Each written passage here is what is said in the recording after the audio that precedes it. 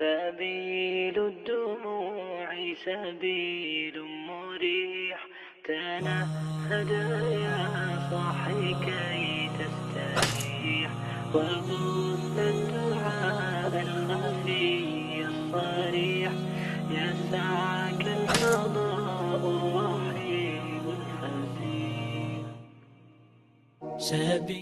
فضیلت الشیخ، یہاں آخر میں ایک اہم مسئلہ ہے کہ منکر حدیث کا کیا حکم ہے؟ کیا منکر حدیث مسلمان ہے؟ منکرین حدیث، کیونکہ یہ فتنہ انکار حدیث آج کل بہت تیزی کے ساتھ لوگوں میں پھیلتا جا رہا ہے، اور افسوس کی بات یہ ہے کہ جاہل لوگ جن کے پاس علم نہیں ہوتا ہے، دین کا علم نہیں، آسانی کے ساتھ ان کے شبہات کو لے لیتے ہیں، کیونکہ یہ لوگ صرف شبہات ڈالتے ہیں، نہ یہ لوگ غیروں میں کام کرتے ہیں، نہ کوئی ان کا کوئی اصلاحی اور تعمیری کام ہوتا ہے، بلکہ جو مسلمان ہیں ان کو نعوذ باللہ الٹا بناؤ، یہی ان کی پوری سازش ہوتی ہے، اسلام سے نکالو، حدیث کا منکر بناؤ۔ تو علماء کرام نے اس سلسلے میں منکرین حدیث کے تعلق سے کیا فتویٰ دیا ہے؟ مختصر طور پر یہ کہنا ہے کہ یقیناً علماء کرام جن کو اللہ تعالیٰ نے بہت کچھ علم دیا تھا، عقل دی تھی، انہوں نے فتویٰ واضح طور پر دیا کہ جو شخص قرآن کو لے کر کے صرف اور دین میں سنت کو اور حدیث کو حجت نہیں سمجھتا ہے وہ کافر ہے۔ علامہ شیخ ابن باز، کسی نے کسی زمانے میں کچھ احادیث میں مذاق اڑایا، انہوں نے باقاعدہ ایک فتویٰ لکھا ہے، کتاب لکھی ہے، کفر کا فتویٰ دیا ہے۔ اسی طرح امام شافعی وغیرہ نے بھی آگے اس طرح کی باتیں ان کی ملتی ہیں جو کفر کا فتویٰ انہوں نے دیا ہے۔ تو لے دے کر کے یہی رہا کہ ہم ان بھائیوں کو ایک چیز اور ہے، پیارے رسول نے فرمایا ہے کہ اذا رأیتم مبتلا فقولوا الحمد للہ الذی عافانی۔ میں سامعین کرام سے کہوں گا کہ یہ لوگ مرض میں مبتلا ہیں، اللہ کا شکر ادا کرو کہ ہمارے دل میں اس کے بارے میں شبہ نہیں ہے، ہم ان پر رحم کر کے کہتے ہیں تمہارا دین خطرے میں ہے، تم اپنے دین کو بچانے کے لیے اگر اللہ کے سامنے کھڑا ہو کر کے جواب دینے کے دن کا تمہیں یقین ہے تو پھر تم اپنے اس فکر پر نظر ثانی کرو، اور نہیں تو پھر جتنے لوگوں کو تم گمراہ کر رہے ہو خود اپنی گمراہی کا گناہ اور ان کی گمراہی کا گناہ تمہارے سر پر لادا جائے گا۔ ہمارے علماء نے ایسے لوگوں کے اوپر جنہوں نے حدیث کو عام طور پر حجت، پورے طور پر حدیث حجت نہیں ہے، اگر دو ایک حدیث میں شبہ انہوں نے ظاہر کیا یہ الگ بات ہے، لیکن پورے طور پر حدیث حجت شریعت نہیں، ان کے کفر کا فتویٰ دیا ہے، جس میں شیخ ابن باز کا باقاعدہ رسالہ ہے۔ اس میں ایک بات اور بھی ہے، اس کی بھی رعایت ہونی چاہیے کہ منکرین حدیث کے کئی درجات ملتے ہیں۔ بعض لوگوں نے صراحتاً حدیث کا انکار کر دیا کہ اس کے مقابلے میں صرف قرآن سے ہمیں ہدایت ملی، ان کا مسئلہ کچھ اور ہوگا۔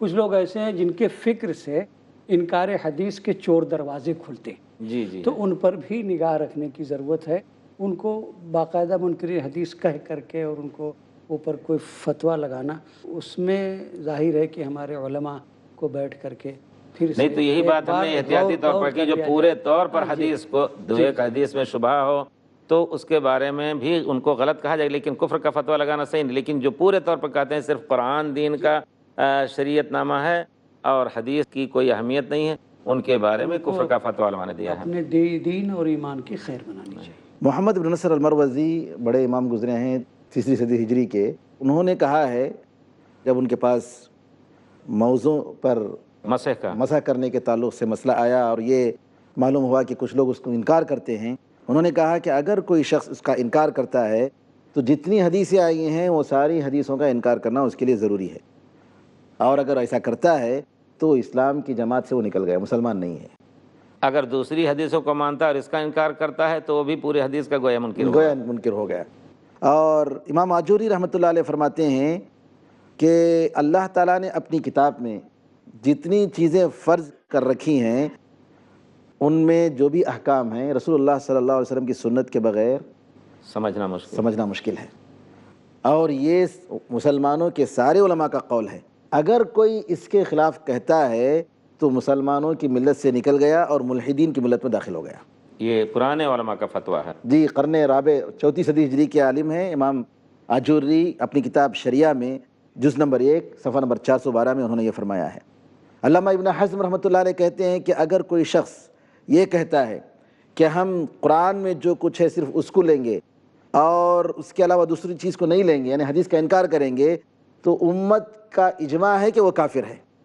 جزاکم اللہ خیر. نہیں یہی ہے جی امت کا اجماع ہے کہ وہ کافر ہے، اور کہتے ہیں کہ وہ صبح سے لے کر رات تک اگر وہ 1 رکعت پڑھ لیتا ہے تو اس کے لیے اس کے قول کے مطابق کافی ہے. پھر فجر کی 1 رکعت پڑھے گا، فجر کے وقت 1 رکعت اور دن میں 1 رکعت، اس کے قول کے مطابق جو ہے کافی ہے.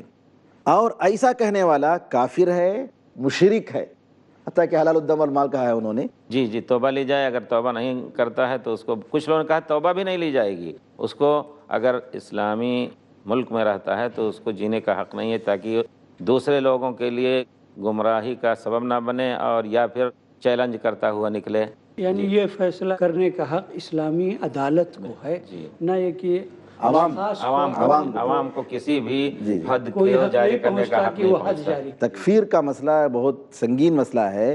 ہر کوئی آدمی، بلکہ جو لوگ ذمہ دار ہیں ان کو بھی بہت سوچ سمجھ کر فیصلہ کرنا چاہیے، اور عوام کے لیے ہرگز یہ کسی طریقے سے روا نہیں کہ کسی بھی آدمی پر. دوسری بات ہے کہ غلط کام کا جس کی حد شرعی مقرر ہے، عام افراد اس پہ حد قائم نہیں کر. جیسے کسی نے دیکھا اپنی آنکھ سے کہ اس نے زنا کیا ہے اور یہ شادی شدہ ہے تو ہم اس کو قتل کر دیں، ہرگز جائز نہیں ہے شرعی طور پر. اس کا معاملہ اٹھایا جائے، اور ایسے مسئلے میں تو 4 گواہ چاہیے. یہ نہیں کہ کسی کی عزت ہر ایک لوٹتا پھرے. اسلام نے بہت ہی لوگوں کی تکریم کی ہے اور بہت ہی شروط کے ساتھ کسی چیز کی حد رکھی ہے. امام سیوطی رحمۃ اللہ علیہ کتاب مفتاح الجنہ میں صفحہ نمبر 14 مفتاح الجنہ فی الاحتجاج بالسنہ میں آپ فرماتے ہیں کہ رسول اللہ صلی اللہ علیہ وسلم کی کسی حدیث، چاہے وہ قولی ہو یا فعلی ہو، صحت کے بعد، صحیح ہونے کے بعد اگر کوئی انکار کر رہا ہے تو وہ شخص کافر ہے اور وہ اسلام کے دائرے سے نکل گیا، اور قیامت کے دن یہود و نصارہ کے ساتھ اس کا حشر ہوگا، نعوذ باللہ. تو اس قسم کے نصوص ہیں علماء کرام کے، اور اتنی وضاحت کے ساتھ کہنے کے باوجود اگر منکرین حدیث کو کسی بات پر شبہ ہے، حجیت حدیث پر، جیسا کہ علماء کرام نے کہا، تو اپنے دین کی خیر منانی چاہیے. آخر میں فضیلت الشیخ سے گزارش کروں گا، ناظرین کرام کے لیے آپ حدیث کے تعلق سے، تمسک بالسنہ اور اعتصام بالکتاب والسنہ کے تعلق سے 2-4 کلمات میں نصیحت فرمائیں، تاکہ ناظرین کرام کو اس موضوع کی اہمیت معلوم ہو. بہرحال ہم سب کے مشترکہ کلام میں یہی بات تھی کہ پیارے رسول کے حدیث کی تمسک سے انسان کا دین ایمان مکمل اور محفوظ رہے گا. اس کو چھوڑ کر کے ہم گمراہ ہو سکتے ہیں، اور اسی کو پیارے رسول اپنے خطبہ حاجہ میں ہر وقت کہا کرتے تھے، فَإِنَّ خَيْرَ الْحَدِيثِ کتاب اللہ. سب سے اچھی بات اللہ کی کتاب ہے. وَخَيْرَ الْهَدِيِ هَدْيُ محمد صلی اللہ علیہ وسلم. اچھا طریقہ جس سے ہدایت لیا جا سکتا ہے وہ پیارا رسول کا طریقہ، جو قرآن اور سنت کا مرقع تھا، آپ کا طریقہ. کیونکہ حضرت عائشہ سے پوچھا گیا کہ پیارا رسول کے اخلاق کیا تھے، تو آپ نے فرمایا کان خلقہ القرآن فإن خیر الحدیث کتاب اللہ وخیر الہدی ہدی محمد صلی اللہ علیہ وسلم وشر الامور محدثاتها. ہم سنت کو پکڑیں اور ایک ایک چیز میں، بچوں کی تربیت میں، اپنی ذات میں، سب کچھ پیارے رسول کی سنت پر عمل کرتے ہوئے زندگی گزاریں. اللہ تعالیٰ انشاءاللہ ہمیں اپنی رضامندی سے جزاکم اللہ خیراً. اللہ تعالیٰ آپ کو جزائے خیر عطا فرمائے. اللہ کے دین کی دعوت اور لوگوں تک پہنچانے کے لیے اس ویڈیو کو ضرور لائک، شیئر، کمنٹ اور سبسکرائب کریں.